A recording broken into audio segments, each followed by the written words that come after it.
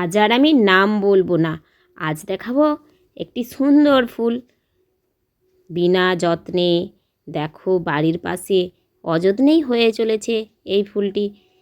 ছোট্ট কয়েকটা চারা লাগিয়েছিলাম, দেখেছো কত সুন্দর ফুটে চলেছে। তোমরা এর নাম জানলে আমাকে জানিও। দেখো কত সুন্দর ফুলগুলো হচ্ছে। আমি তো প্রতিদিন কৃষ্ণ ঠাকুরকে এই হলুদ ফুল তুলে দেই। কৃষ্ণ ঠাকুরের যেহেতু হলুদ ফুল পছন্দ, তাই এই গাছটা লাগানো, সারা বছর ফুল দেয়।